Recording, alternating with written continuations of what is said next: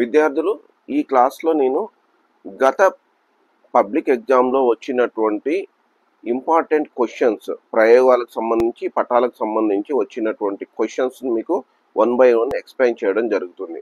మొదటగా ప్రయోగాలకు సంబంధించి పటాలకు సంబంధించి గత పబ్లిక్ ఎగ్జామ్లో వచ్చినటువంటి క్వశ్చన్స్ తీసుకున్నట్టయితే, ఆమ్లాలు కార్బోనేట్లు మరియు బైకార్బోనేట్లో చర్య జరిపి కార్బన్ డయాక్సైడ్ వాయువును విడుదల చేస్తాయి అనే ప్రయోగానికి సంబంధించినటువంటి పరికరాల జాబితా, ప్రయోగ విధానాన్ని వివరించుము. చాలాసార్లు వచ్చినటువంటిది.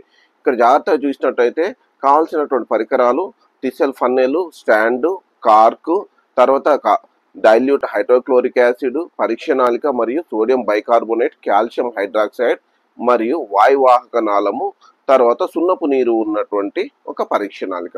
సో ప్రయోగ విధానం ఆల్రెడీ మీకు గతంలో వివరించడం జరిగింది, ఆ వీడియోని చూడండి.